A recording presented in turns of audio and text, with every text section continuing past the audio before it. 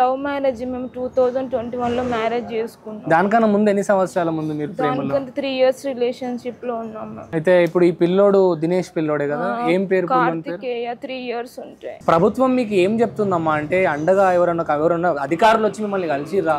వచ్చి మాట్లాడినారు అని, అది చేసాం ఇది చేసామని చెప్పినారు అని. ఏమో ఇప్పటి వరకు బాడీ దొరకలేదు.